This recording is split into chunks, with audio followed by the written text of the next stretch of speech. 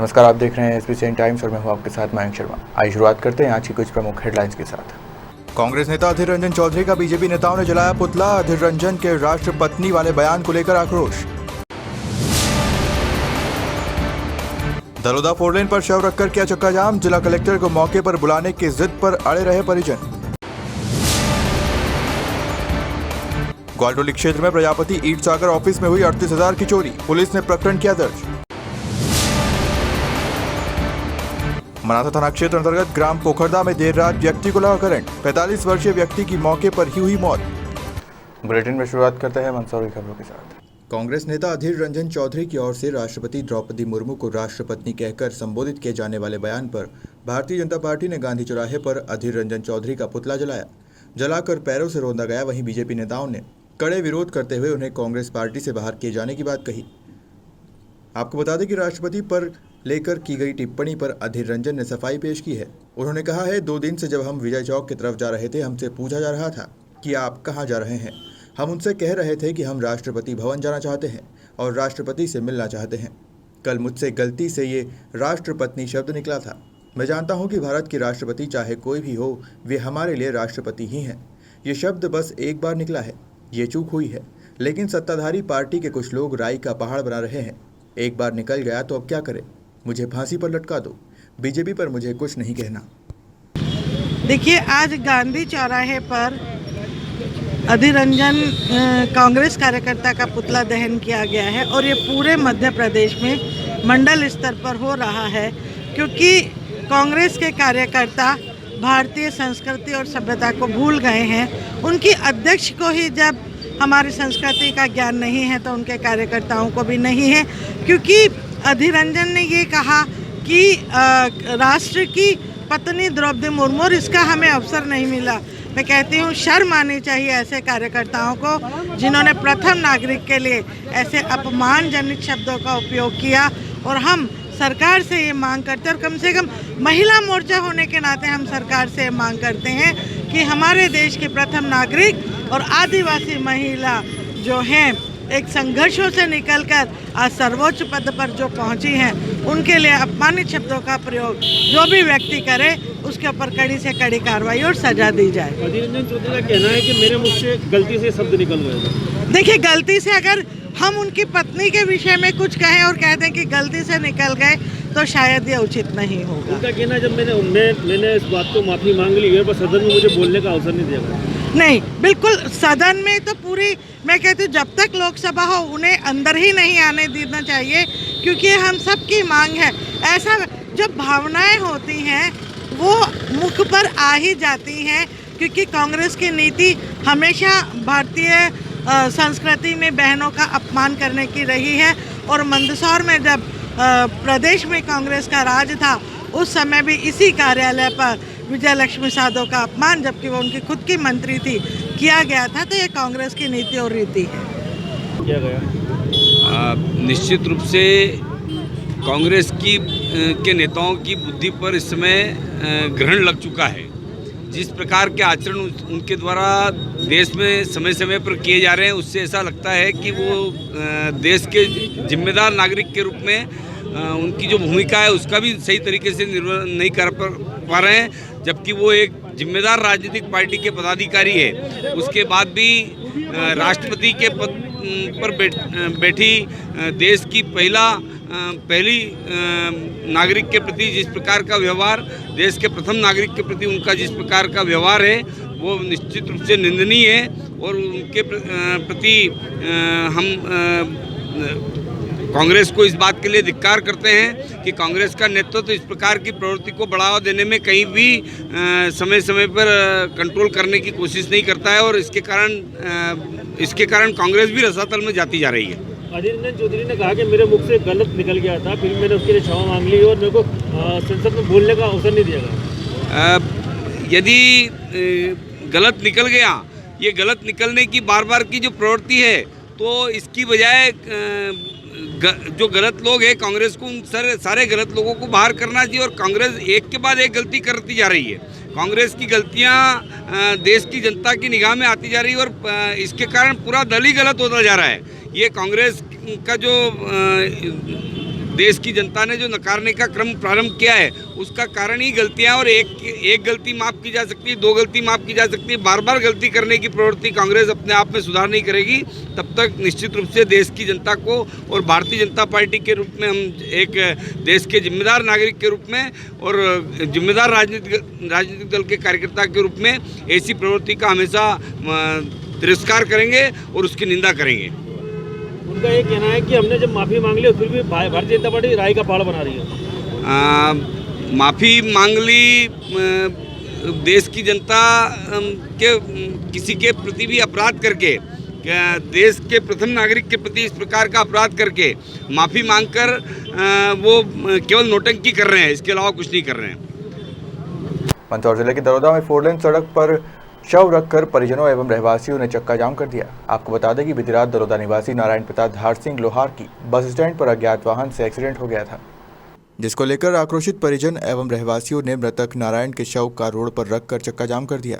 सूचना पर दलोदा थाना पुलिस मौके पर पहुंची और आक्रोशित लोगों को रोड से हटने को कहा, लेकिन परिजन जिला कलेक्टर को मौके पर बुलाने के लिए जिद पर अड़े रहे, जिसके बाद दलोदा तहसीलदार रश्मि श्रीवास्तव और नायब तहसीलदार संजय मालवी मौके पर पहुंचे और प्रदर्शन कर रहे लोगों से चर्चा की, जिसमें परिजनों ने दुर्घटना में मृतक के परिजनों को 50 लाख का मुआवजा दिलाने तथा दलोदा में 4 लेन पर सभी चौराहे पर स्पीड ब्रेकर लगाने की मांग की। तहसीलदार संजय मालवीय व थाना प्रभारी के आश्वासन के बाद प्रदर्शन कर रहे लोगों ने चक्का जाम खोल दिया। उल्लेखनीय है कि दलोदा में 4 लेन पर स्पीड ब्रेकर नहीं होने के कारण कई बेगुनाह लोगों की मौत हो चुकी है। इस समस्या को लेकर रहवासियों ने कई बार प्रशासन को अवगत कराने के लिए ज्ञापन दिया है, लेकिन किसी का इस ओर ध्यान नहीं गया। स्पीड ब्रेकर को लेकर रोड निर्माण कंपनी का कहना है कि माननीय न्यायालय से हमें रोड बनाने की स्वीकृति नहीं है। यदि इस प्रकार 4 लेन पर स्पीड ब्रेकर नहीं बनाया तो कई बेगुनाह काल की गाल में समा जाएंगे।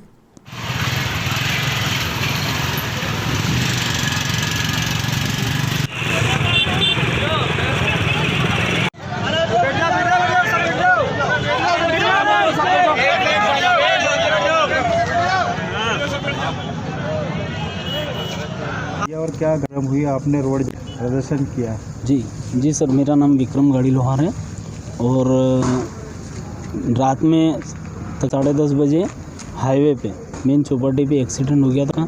18 से 20 साल की उम्र उसकी स्पॉट पे मौत हो गई थी और उसको लेकर हमने शव रोड पे रख के हमने प्रदर्शन करा था और हमारी मांगे थी 2।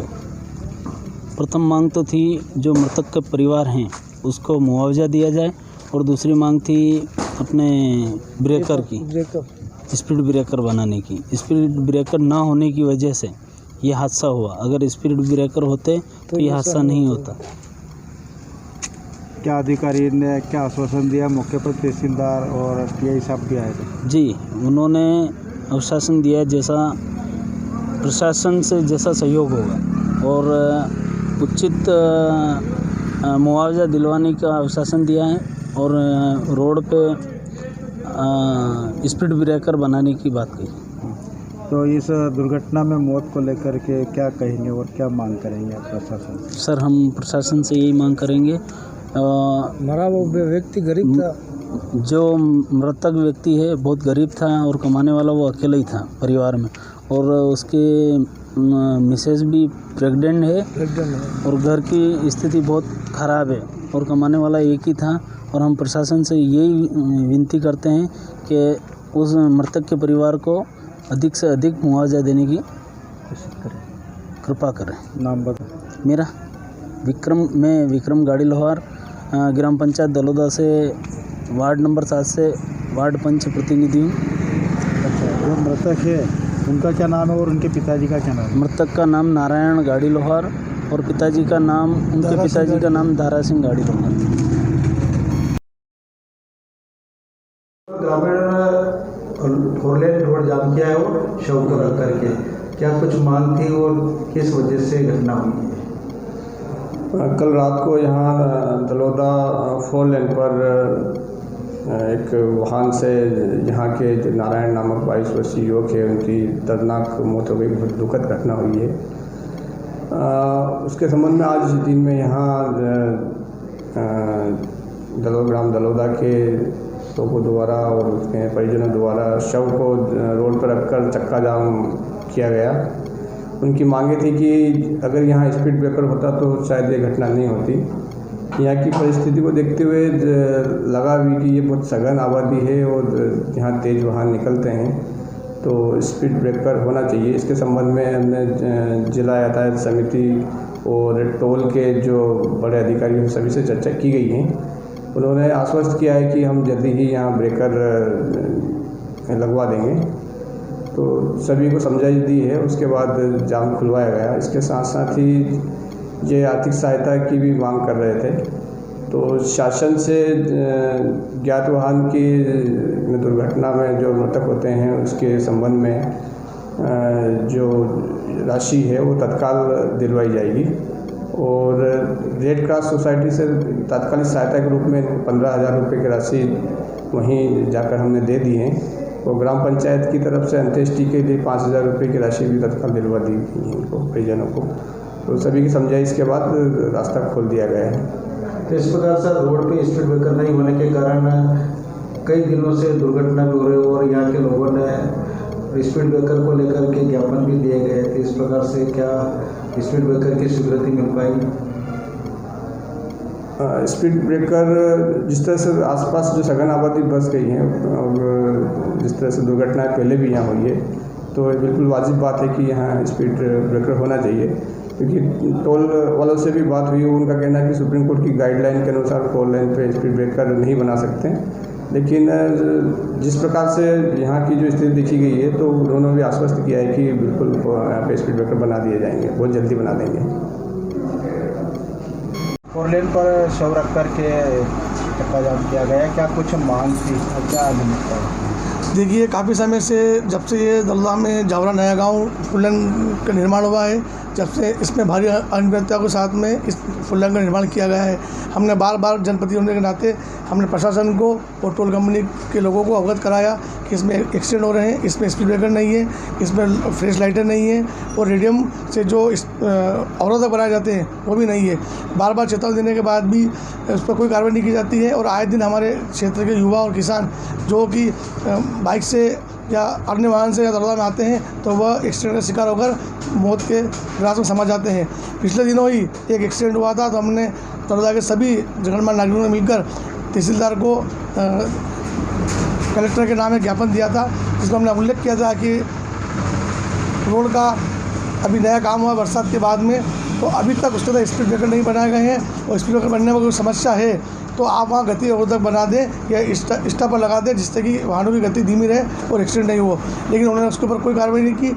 आज हमारा गाड़ी लोहार समाज का एक हमारा भाई जो कि नारायण गाड़ी लोहार, कल रात में एक दुर्घटना में उसकी मृत्यु हो गई, तो उसके परिवारजनों ने मुआवजे की मांग को लेकर और जो नया गांव में जो अनियमितता है स्पीड ब्रेकर की मांग को लेकर हमने धरना प्रदर्शन आयोजित किया, जिसके अंदर हमने ये मांग रखी कि जो मृतक है उसके परिवार को उचित मुआवजा मिले और जो अनियमितता है इस रोड पर 4 लाइन पर उसमें स्पीड ब्रेकर लाइट वगैरह उसकी व्यवस्था की जाए। मौके पर तहसीलदार महोदय भी पहुँचे थे, क्या आश्वासन? प्रशासन की तरफ से श्रीमान माननीय तहसीलदार महोदय आए थे, हमने हमारी बातें और हमारी मांग के बीच में रखी, तो उन्होंने हमको आश्वासन दिया कि बहुत जल्दी यहाँ स्पीड ब्रेकर बनाए जाएंगे 3 चौराहे पर, और उसके बाद में जो मृतक है उसके परिवार को शासन की जो योजना है उसके अंतर्गत मुआवजा दिया जाएगा। नाम मतलब? मैं श्याम गुगर एडवोकेट, सदस्य जनता पंचायत मंदसौर, महामंत्री जिला कांग्रेस कमेटी मंदसौर। गुड़ा प्राप्त जानकारी के अनुसार नीमच सिटी थाना क्षेत्र अंतर्गत ग्वालटोली स्थित मऊ नसीराबाद हाईवे पर उमापति महादेव मंदिर के समीप प्रजापति ईट्स सागर उद्योग के ऑफिस में अज्ञात चोरों ने चोरी की घटना को अंजाम दिया और ऑफिस की अलमारी के लॉकर से 38,000 रुपये नकद चोरी कर फरार हो गए। घटना की जानकारी मिलते ही नीमच सिटी थाना पुलिस मौके पर पहुंची और मौका मुआयना कर अज्ञात चोरों के खिलाफ प्रकरण दर्ज कर लिया है। गौर करने वाली बात यह रही कि 2 दिन पूर्व ही उद्योग संचालक की बाइक की चाबी गायब हो गई थी, जिसमें लॉकर की चाबी भी शामिल थी और उसके 2 दिन बाद ये घटना हुई है। हालांकि पुलिस हर पहलू से मामले की जांच कर रही है। पुलिस जल्द ही आरोपियों को पकड़ने का दावा कर रही है। कल के दिन हुई थी चोरी, तो इसके 2 दिन पहले गाड़ी की गल्ले की चाबी थी गाड़ी में जो चोरी हो गई थी, जो लेके तो चले गए थे चोर, क्या पता 2 दिन बाद में ऑफिस पे चोरी हो गई। 26 तारीख को रात्रि में हुई थी ये चोरी, रात में 12 से 3 के बीच में चोरी हुई थी और कुछ अज्ञात लोग शायद वो मिलने वाले ही होंगे मेरे हिसाब से, क्योंकि गाड़ी की चोरी 2 दिन पहले करके ले गए थे वो लोग। क्या क्या चोरी दुर्घटना में कितने क्या कुछ भी नहीं ले गए, बस रकम ही लेके गए हैं। जितने भी केस पड़ा था वो सब ले गए। लगभग कितना लगभग 40,000 रुपये समथिंग, 38 से 40,000 रुपये। आपने थाने में शिकायत दर्ज करवा दी? थाने पे 100 डायल को 100 डायल पे कॉल करके बुलाया था उनको। जो वो आए थे ना, उन्होंने देख दुखा के पूरा ले गए वो लोग। आपका नाम? मिथुन प्रजापति। मनासा थाना क्षेत्र के अंतर्गत आने वाले ग्राम पोखरदा में देर रात करंट लगने से 45 वर्षीय व्यक्ति की मौके पर ही मौत हो गई। घटना की परिजनों से प्राप्त जानकारी के अनुसार बुधवार व गुरुवार को मध्य रात्रि में मनासा थाना क्षेत्र के ग्राम पोखरदा में रहने वाले बालूराम पिता कन्हैया लाल भील उम्र 45 वर्ष जो देर रात घर पर सो रहे थे वह पंखा चलाने के लिए उठे, लेकिन पंखा चलाते समय घर में लटक रहे खुले तार अचानक हाथ को छू गए और तार से चिपक गए। घटना बीती रात 2 बजे की बताई जा रही है। सुबह जब परिजनों व आसपास के पड़ोसियों को घटना की जानकारी मिली तो तत्काल अलसुबह डायल 100 को सूचना दी। मौके पर पहुंचे डायल 100 पायलट सूरज गुर्जर व आरक्षक जीवन सिंगार ने शव का पंचनामा बनाकर मनासा के शासकीय चिकित्सालय पोस्टमार्टम हेतु पहुंचाया, जहां डॉक्टरों ने पोस्टमार्टम कर शव परिजनों को सौंपा।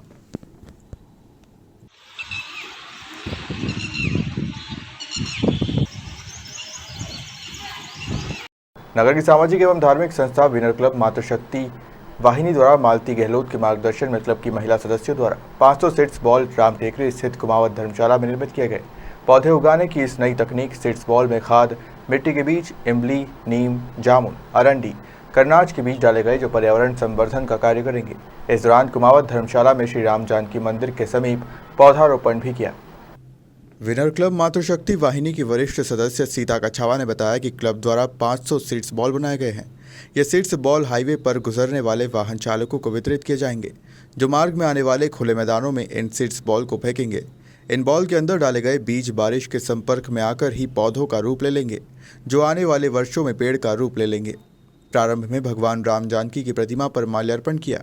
इस अवसर पर अर्चना गुप्ता, सीमा चौरडिया, वर्षा बसेर, सीता कछावा, निशा कुमावत, कोमल शिंदे, मालती गहलोत, सुधा मुंगड़, कुमावत समाज महिला मंडल से सुमन चोकवाल, कांता चोकवाल, प्रीति कुमावत, निर्मला मंडेवला ने सीड बॉल बनाने में सहयोग प्रदान किया।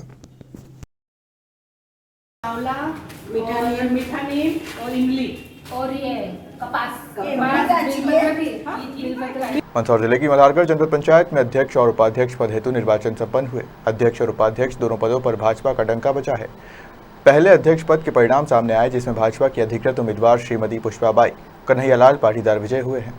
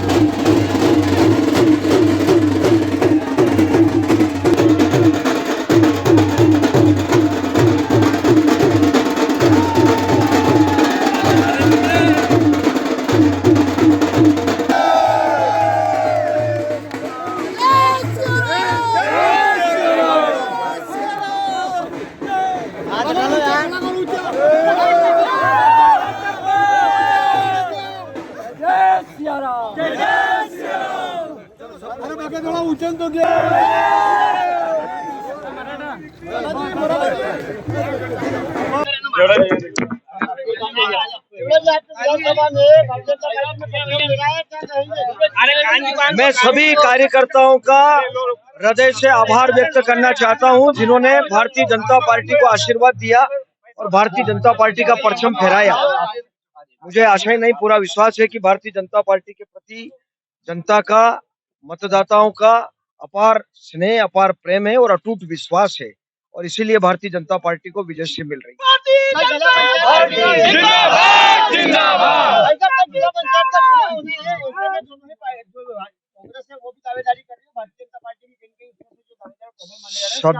सभी तरफ भारतीय जनता पार्टी और कमल का फूल ही खिलेगा।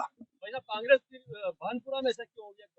अब परिस्थितियां कहीं रही होगी तो उसको भी स्वीकार करना चाहिए, उसमें कोई बात नहीं, मंथन करने की आवश्यकता जहां ऐसा हुआ, लेकिन अधिकांश स्थानों पर भारतीय जनता पार्टी ने परचम फहराया है।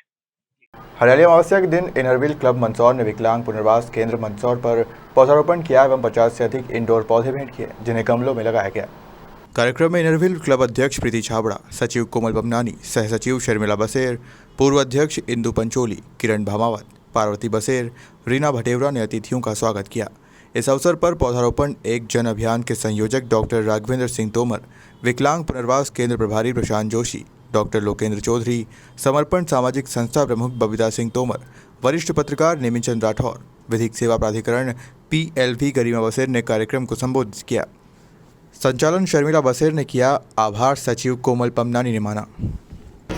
आज हरियाली दिवस के उपलक्ष्य में इनरव्हील क्लब मंदसौर के द्वारा जिला दिव्यांग पुनर्वास केंद्र में जो ये पर्यावरण को बचाने के लिए प्रयास किया जा रहा है बहुत काबिल तारीफ है। हम इसकी पूरी प्रशंसा करते हैं और आपसे ये अनुरोध करते हैं कि आगे से आप अपनी जितनी भी एक्टिविटी रहे वो जिला दिव्यांग पुनर्वास केंद्र में करें ताकि जिला दिव्यांग पुनर्वास केंद्र में आने वाले मरीजों को स्वास्थ्य पर्यावरण से सचेत रहें। और आपका बहुत बहुत धन्यवाद कि आप यहाँ आए और आपने जिला दिव्यांग पुनर्वास केंद्र को पर्यावरण संरक्षण के लिए चुना। धन्यवाद।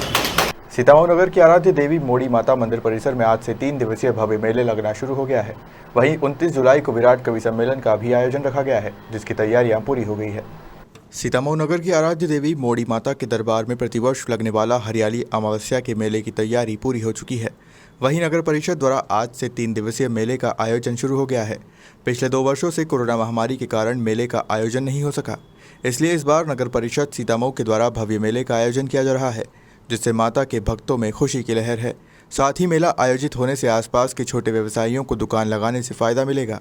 27 जुलाई से 29 जुलाई तक आयोजित होने वाले 3 दिवसीय मेले में 29 जुलाई को अखिल भारतीय कवि सम्मेलन का भी आयोजन यहां पर किया जाएगा जिसमें देश प्रदेश के प्रख्यात कवि और टीवी कलाकार अपनी प्रस्तुतियां देंगे। नगर परिषद सीतामऊ द्वारा अधिक से अधिक संख्या में श्रद्धालु मेले का लुत्फ उठाने की अपील की है।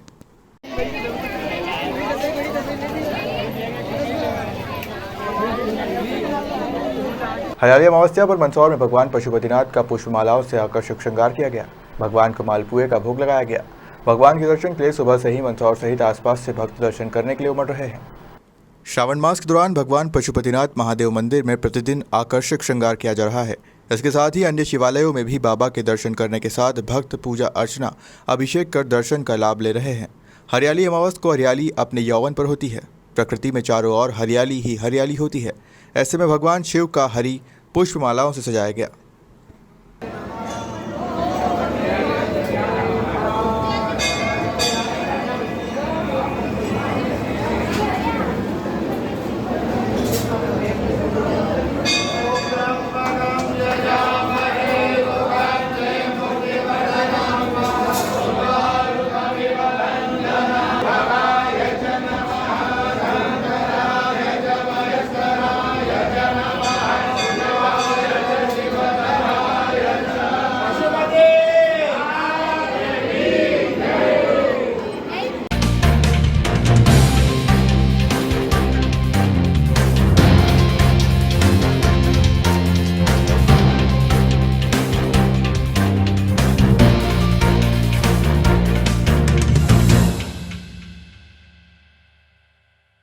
बुलेटिन में रुक करते हैं नीमच की खबरों की तरफ। गुरुवार प्राप्त जानकारी के अनुसार नगरपालिका परिषद नीमच द्वारा बघाना स्थित रेलवे अंडरब्रिज में भरने वाले पानी की समस्या के निराकरण के लिए रेलवे अंडरब्रिज के यहां नाला निर्माण कराया जा रहा है।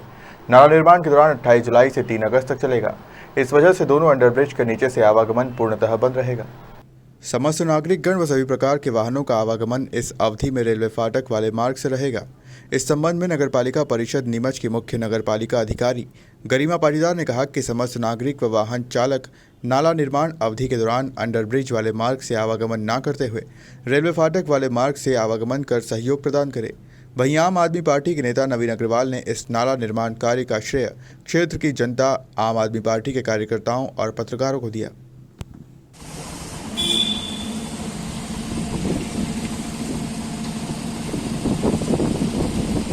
कार्य चालू ये आप हम लोगों को पहले भूतकाल में जाना पड़ेगा। ये जो नाले का और ये पानी की समस्या थी, हम लोगों ने जब ये पुल बन रहा था अंडर ब्रिज, तभी हम लोगों ने एक ऑब्जेक्शन लिया था। और आप सभी को ध्यान है कि जब स्टेशन रोड की हालत ख़राब थी, हम लोगों ने एक वहाँ पर चक्का जाम भी किया था और धरना भी दिया था, जो कि आज से 3-4 साल पहले की बात है। उसी समय ये समस्या सामने आई थी, फिर एस्टीमेट बन के उसका गया था कि यहाँ की स्थायी समस्या की हमने मांग की थी। तत्कालीन सीएमओ और उन्होंने आश्वासन दिया था गुप्ता जी ने कि यहाँ पर हम लोग अंडर ब्रिज के यहाँ से पाइपलाइन डाल के इसको पानी को निकालेंगे। लेकिन लंबे समय बाद फिर वो एस्टीमेट पास हुआ, टीएस आई और काम चालू हुआ।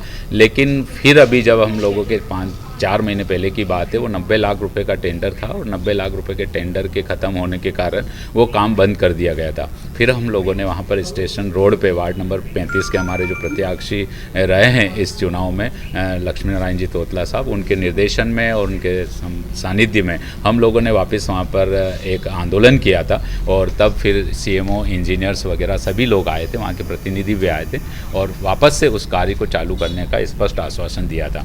उसके बाद में उसके लिए 60 लाख की अतिरिक्त स्वीकृति हुई, वो टीएस के लिए उज्जैन गई थी और टीएस की सैंक्शन होते ही वो काम चालू हुआ।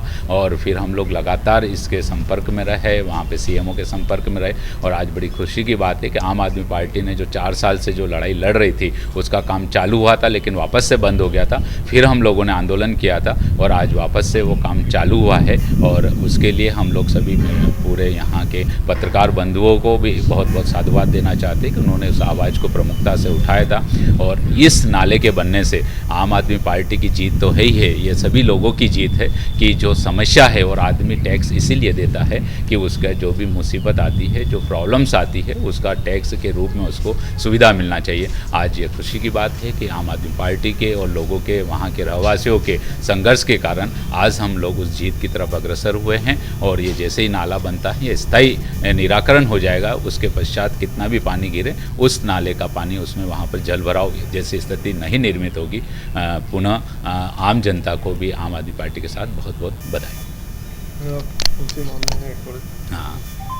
गुरुवार को हरियाली अमावस्या के अवसर पर नीमच के ग्वालटोली स्थित श्री कृष्ण मंदिर पर ग्वाला समाज नवयुवक मंडल के तत्वाधान में पौधारोपण कार्यक्रम का आयोजन किया गया। इस दौरान मंदिर परिसर में समाज के नवयुवकों और वरिष्ठ जनों ने फलदार छायादार गांव का रोपण किया। वहीं सभी को अधिक से अधिक पौधारोपण करने पर पर्यावरण की सुरक्षा करने का संदेश दिया।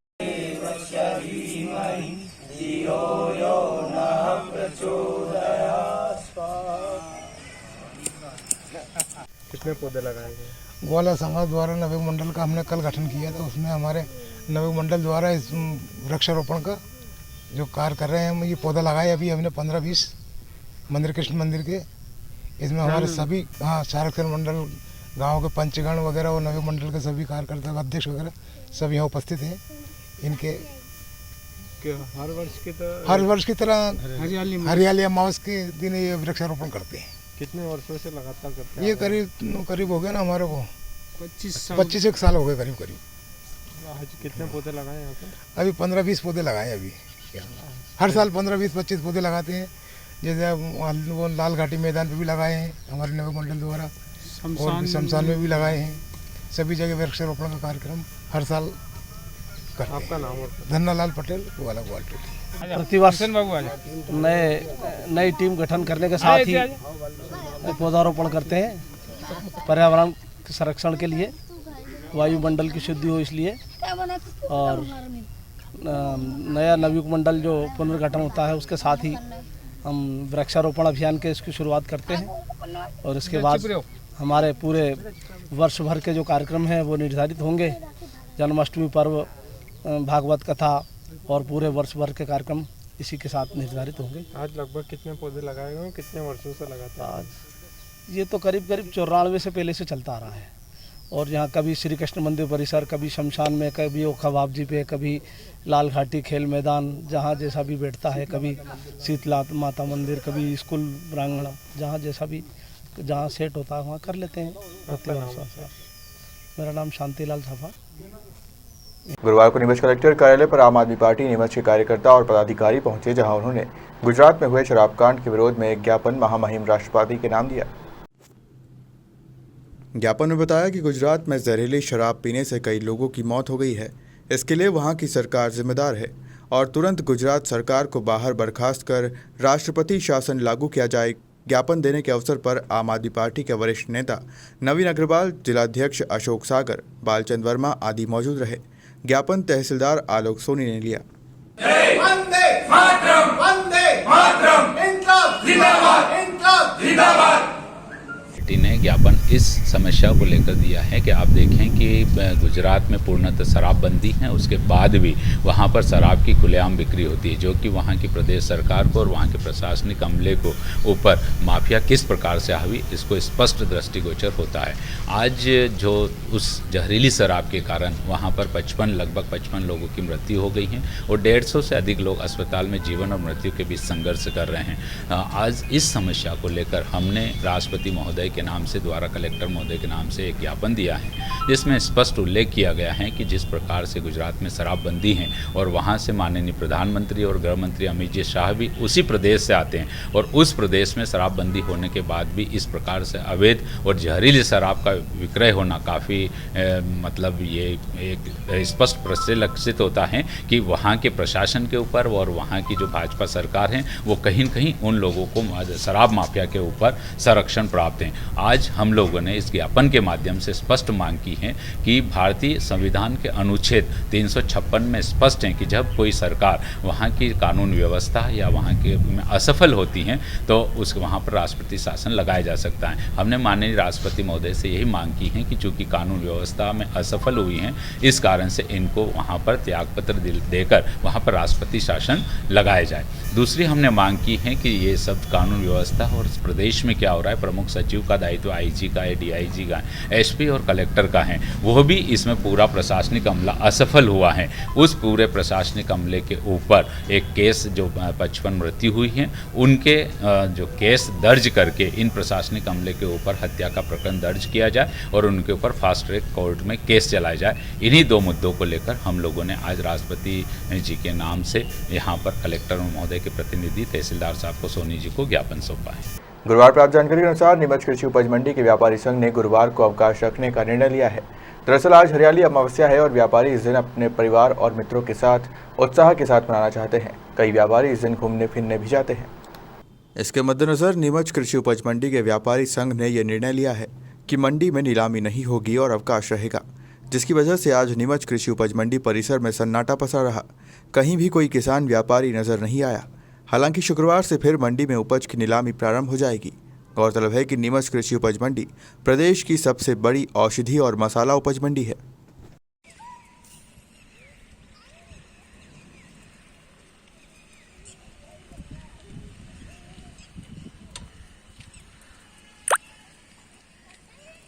फिलहाल खबरों में सिर्फ इतना ही। आप देखते रहिए SBCN टाइम।